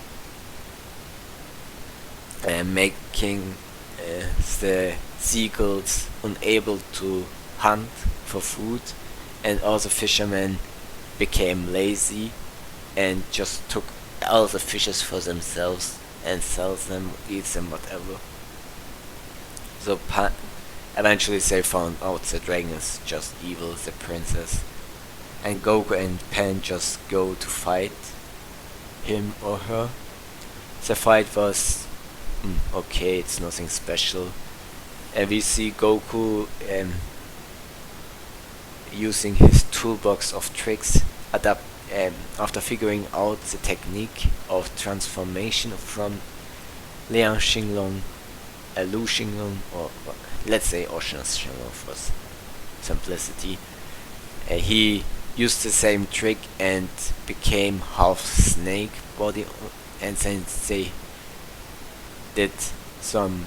It was a good gag moment, but otherwise it was kinda weird. There was also some another gag moment where Goku asked for so the dragon is kinda respectful in a sense, so she started to sympathize with Pan, which would bite her in the ass later on. First, she or he told how humiliating it is being born from the wish of Oolong wishing for panties. Then her attack completely destroyed Goku's outfit, which turned him naked, and that made Pan embarrassed, and she pretty much told him to get wear clothes again. She had a spare clothes, and the dragon refused to attack and said, "I allow it." So Goku can change back his outfits before she continues fighting. Later, she pressured Goku with a technique which seemed unescapable. Pan figured out there's some hole in the technique where she can fire an attack and defeat the dragon. So she requested the dragon to pause her attack and pay attention to her, and she obliged, and Pan just fired her Kamehameha, to which the dragon just yelled, "I don't allow it, I don't allow it," and then she was unable to hold Goku back and was defeated by another Kamehameha follower. It was a cute gag moment fight, but yeah, you knew the dragon couldn't do much. Goku could have just turned Super Saiyan 4 and defeat him, but then again, they are fighting all these dragons in a row. You can argue he didn't fully recover Super Saiyan 4 strength or some bullshit. So let's continue to the next fight, which is against the Mole Dragon, and this is actually a great fight. So it's a 2-episode fight. So first they see a giant mole dragon who pretended to be stupid. He likes making earthquakes, and Goku transformed into the Super Saiyan 4, kicked him out of the town he tried to destroy, so they fought in a wasteland pretty much, and the dragon showed a technique where he can attack from the ground with a key attack using the Earth's core as its advantage. He is pretty much the ground dragon, creating earthquakes using the earth as a source of attack. And that Goku and Pandit just place themselves on the head of the dragon and let the dragon defeat himself. At least that's what appeared. We will find out the dragon did that on purpose, sending out the Dragon Ball, but it was still covered in the blue negative energy form. And after Pan grabbed it, he just absorbed Pan, transforming into a other dragon. Goku questioned what the fuck happened. He's supposed to be dead, but it turns out they didn't kill the dragon. They killed the dragon who is a host, pretty much. The dragon took over, and which was a Malwolf. That's why he got Malwolf powers like digging really fast. And now he has Pan's power, so he can fly and use a Kamehameha. So Goku could probably kill him, but if he did that, Pan would end up like the Malwolf as a mole. So what is he gonna do? Pan requested that Goku fights serious, so Goku turns into Super Saiyan 4 because the dragon also requested to use the red form, because he knew Goku won't defeat him. But later it seemed like Goku would pretended that he has no control over himself and really knock down the dragon. But we know how Super Saiyan 4 works, so that was just a prank, bro. And the dragon realized that Goku couldn't kill him, Kui Shinlong, Natron Shenlong, whichever you want to call it, and taunted Goku. Han requested that she would rather die than stay in the be part of this dragon, and that's the only way they can save Earth. So Goku decided to attempt to fire a Kamehameha times 10, and after the attack diminishes, it turns out the dragon is still alive, telling Goku was subconsciously holding back because he couldn't bear killing Pan. And that was a really great moment, showing that psychological aspect of Goku, because remember, if they kill all the shadow dragons, they can't just overuse the Dragon Balls again, because they could create even more powerful shadow dragons.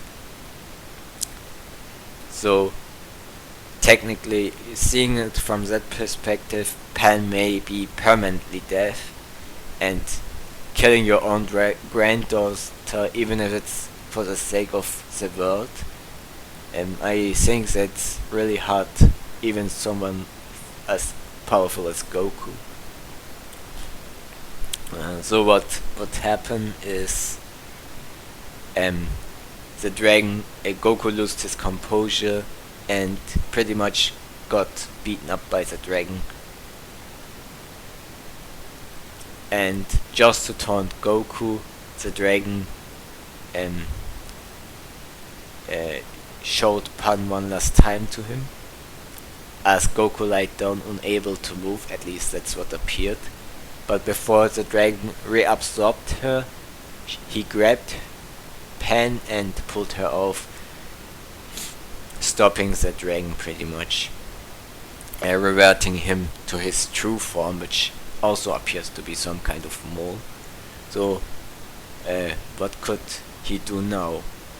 So he saw a crow and attempted to absorb the crow, but Goku stopped him and then punished him for everything he has done and killed him with a Kamehameha, which was a really great moment, in my opinion. That mini arc, the fight wasn't impressive per se, but it's the emotional investment and the character moments that made the fight against Kui Shinlong really that impressive. I think I will make a video about that arc, talking about it in depth. Then we have the 4-star dragon, who pretty much symbolizes Goku's pretty much it's an upstanding dragon symbolizing the power of the sun, and that's pretty much considered one of the best shadow dragons. I think the first part, it's a 2-episode fight. The first part was kinda meh. There were some interesting gag scenes, but in terms of consistency, it just felt stupid. Like, there were a lot of stupid moments, like Goku being worrying to jump over through a spinning thingy, keep running away from the shadow dragon while staying in base form. He could have always transformed and fight serious. Later on they obviously did. Goku transformed Super Saiyan 4, and Sing Shinlong or Nova Shenlong, whichever you want to call him, broke his armor, releasing his true form with the power of 6,000 Celsius. Grade Celsius. So the next episode starts with both exchanging blows, pretty much. As the dragon had shown some respect of not killing women and children and preferring a fair fight. And we see that as Goku managed to strategize and lure Xinlong to a trap where he could have just killed him and get the Dragon Ball. But Goku refused, wanting to continue the fight, and the reason he did that is because Xinlong didn't kill Pan, spared her life, so Goku paid him back by letting him survive one more time so they can continue the fight. That disgusted San Xinlong, the brother of Xinlong, who intervened. He was annoyed that Xinlong was always fighting fairly and requested him to team up with him to fight Goku, but he refused. We also find out that San Xinlong beat the crap out of Pan and stole all the Dragon Balls, gave them to his brother, and quickly attacked Goku, trying to defeat him. But Goku showed that he was far stronger, so the dragon just froze Goku's arms. Then Goku beat him up with his legs, so he froze Goku's legs, and later slowly completely. To teach his brother a lesson, San Xinlong decided that he should kill Goku, even going as far as hitting him a few times, and eventually Xinlong seemed like he was willing to do that. His brother called him naive to have a fair fight, sparing the weak, and that fighting is always about winning. So regardless what methods they use. But it turns out Xinlong just can't accept that and freed Goku instead, which pissed off San Xinlong, to which Goku then stated that San Xinlong himself seemed to be naive, since he could have finished the job himself instead of relying on his brother. And so San Xinlong, who agreed and freezed the entire battlefield as he powered up. And Goku said against someone like him, he can beat him in 5 seconds. So what San Xinlong did is laugh and said, okay, try defeating me in 5 seconds, I will count. So he took the hits from Goku as he counts, and before Goku was about to finish him, the dragon already had grabbed Pan, which showed, yeah, you can't defeat me in 5 seconds. He threw her like a projectile at Goku and tried to attack him, as Goku was forced to protect Pan. But even with these tricks, the dragon was unable to beat Goku, who just threw him through a building, about to fire another Kamehameha. This time Pan is close by Goku, so the dragon can't just use him as a defense mechanism again. So what San Xinlong this time is hide behind his brother, using him as a shield, which made Goku stop his attack, and then he fired another ice ray to freeze Goku completely. And when the dragon tried to finish off Goku, we are shown Goku's adapting to free himself from Sun Xinglong's technique and pretty much showing that the dragon can't beat him anymore, because once Super Saiyan 4 has experienced an attack, it quickly adapts the next time. So like a Saint from Saint Seiya, the same attack won't work twice, which is really great to see, showing really fitting a Saiyan's philosophy, body structure and such.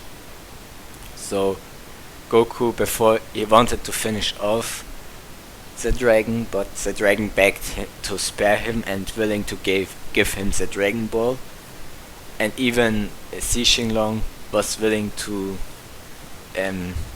let his brother be spared, because obviously he cares about his brother, even if that brother is an asshole.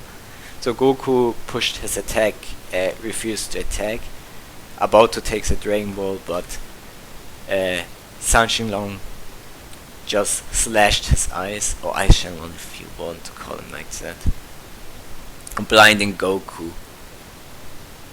And about to then, before he could deliver the finishing blow, Goku finished him off with the iconic Dragon Fist technique, which was really popular back in the era of the internet. You saw a bunch of videos like that, and it was pretty amazing. We saw a last moment where Xi Xinglong reflected on the death of his brother, but he still gave Goku the Dragon Ball, even a medicine to heal the eye damage, and was about to leave until Goku was able to fight again, which really says a lot of Xi Xinglong as an honorable warrior. Sadly, that rematch would never appear, as Yi Xinglong would appear as Xin Shenlong, so to speak, and just kill Xi Xinglong. When Goku criticized him, Yi Xinglong would just tell him how he can talk about how can he criticize him when Goku kept reusing the Dragon Balls and actually gave birth to him. So the reason he died and the Earth is in danger is because of him.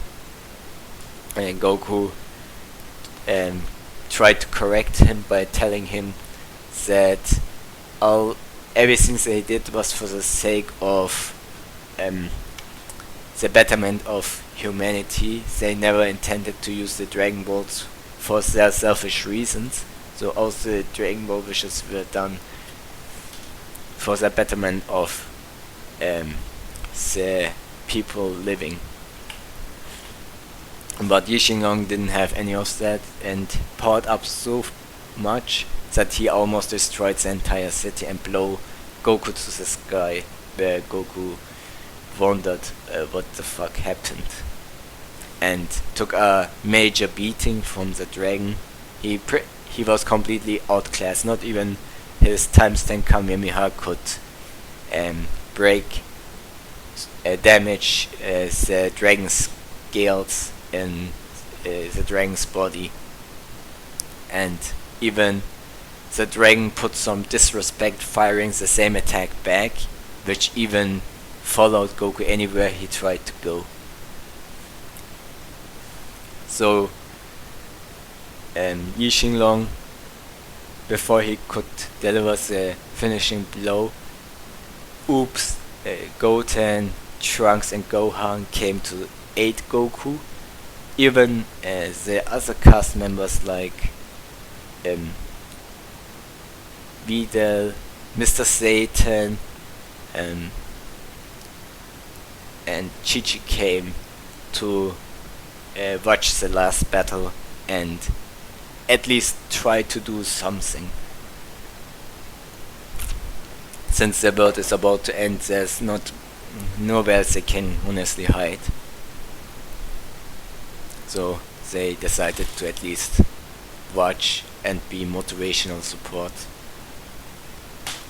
So what they decided is refill Goku's energy again with Super Saiyan power, and it would defend them.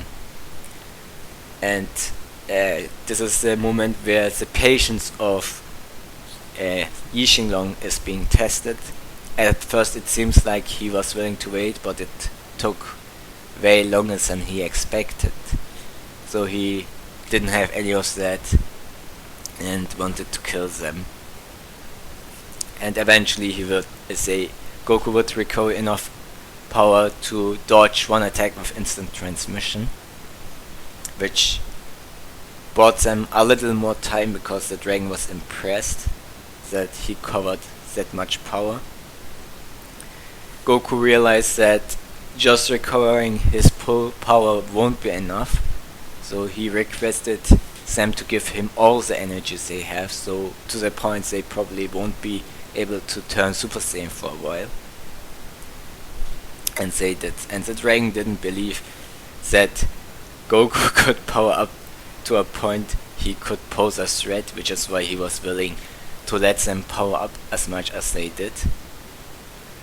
And Goku turned into a blind Super Saiyan 4 and still was able to take on the Shadow Dragon, almost defeating him, showing that even without his eyesight and ki sensing, he can avoid an attack like a clock spinning at insane speed from behind, like an destructo disc.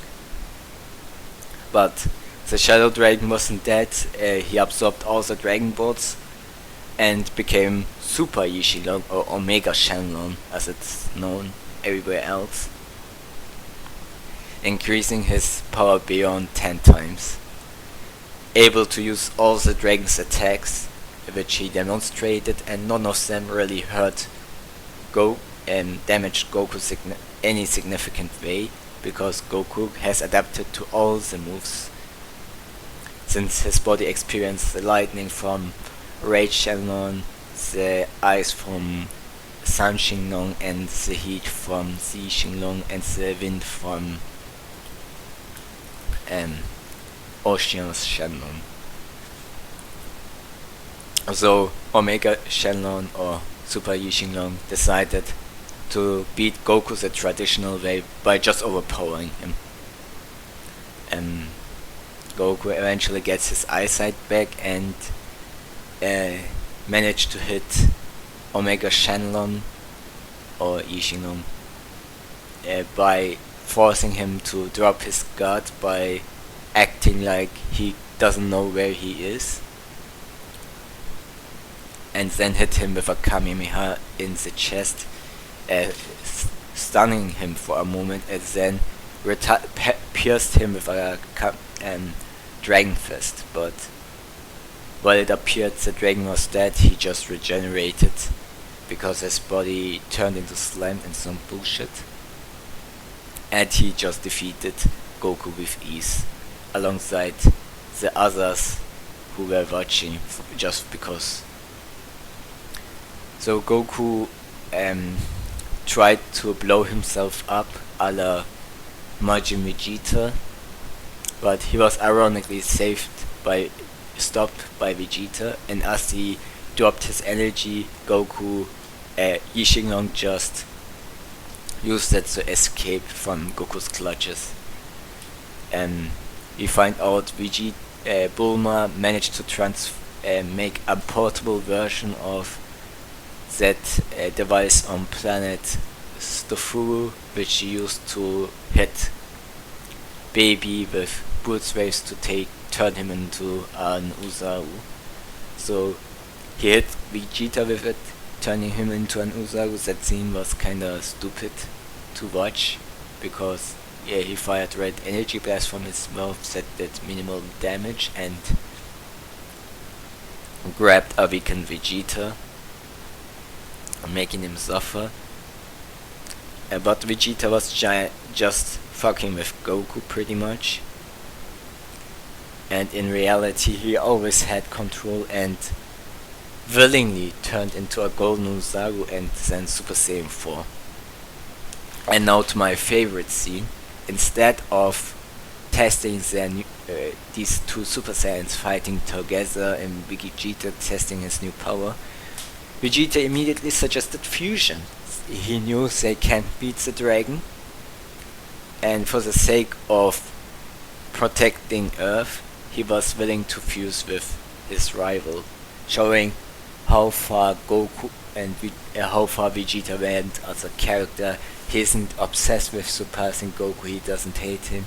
He is willing to fuse with him and stop the dragon no matter what. There's no fairness in this when the entire universe is pretty much at stake. So Omega Shenlong didn't like that, so he flew to stop them, as his sons tried to stall for time. And Goku and Vegeta fused to Gogeta, having one of the best scenes in the franchise. The power of Gogeta. Every time when Gogeta appears, whether he appears to be serious or not, it's always a highlight, as he used some of the coolest moves, like the Confetti Kamehameha or the clones, and then the Big Bang Kamehameha. He even forced Omega Shenlong to use his strongest moves, a negative Karma Bow, which is a purely negative energy attack. So Gogeta kicked it away with a kick that was filled with purely positive energy, turn it into negative and into neutral energy, and with that he destroyed all the negative energies that surrounded Earth. So pretty much delaying the destruction of Earth, and then go for the kill. And the fusion sadly expired, but Gogeta really hit hard.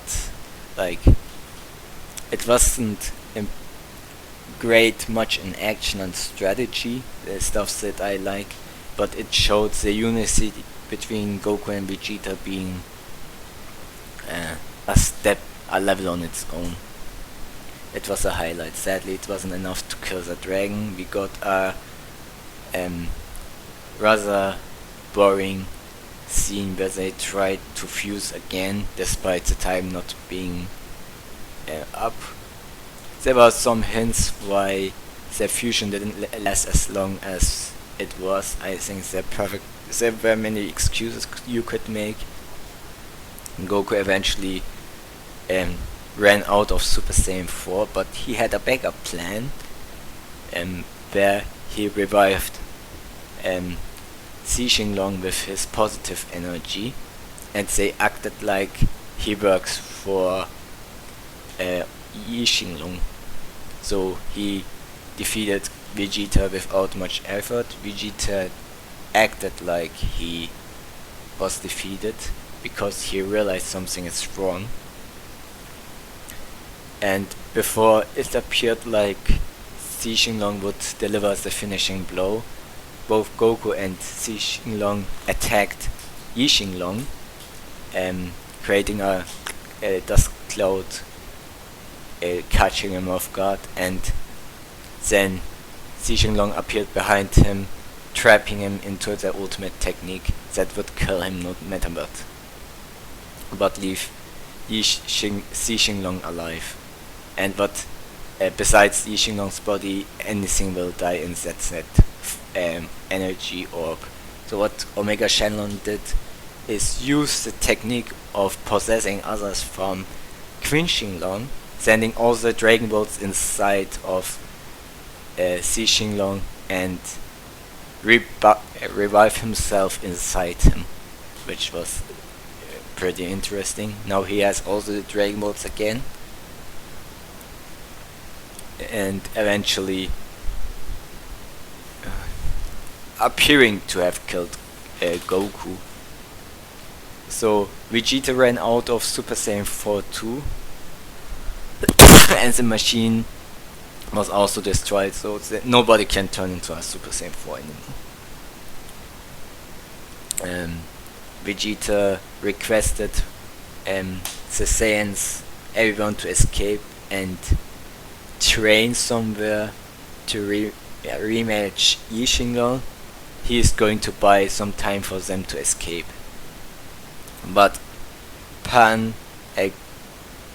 but the kids didn't have any of that. They came to aid Vegeta, and we get some really brutal things like Dragon Thunder piercing through Vegeta, very iconic scene. But their stalling didn't end for naught, as Goku would be revived somehow by something and use the iconic Universal Spirit Bomb and destroy Omega Shenlong.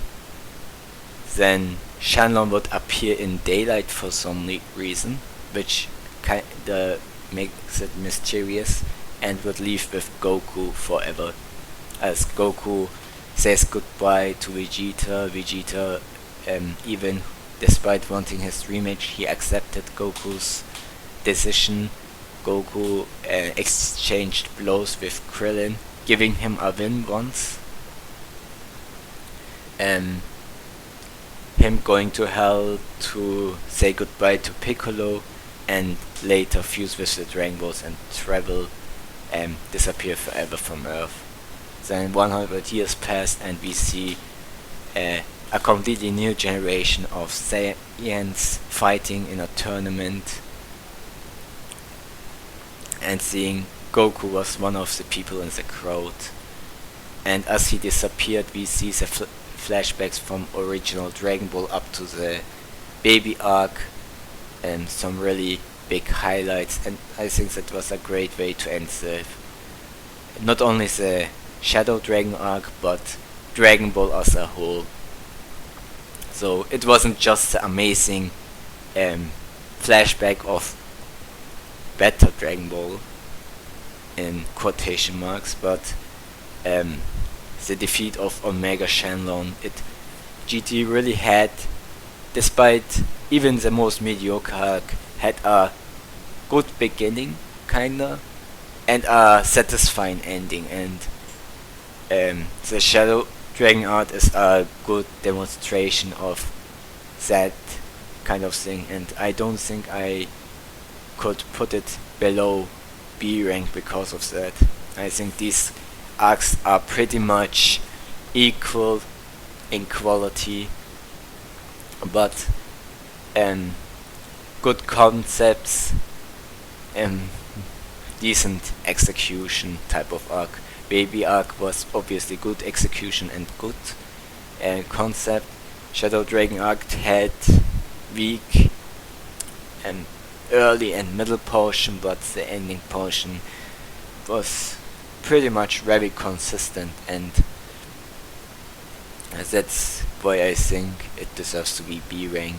Now we talked over 2 hours just for these arcs, so I will cut off here and we will talk about C and D rank another time. I hope you enjoyed. We will see each other next time. Goodbye.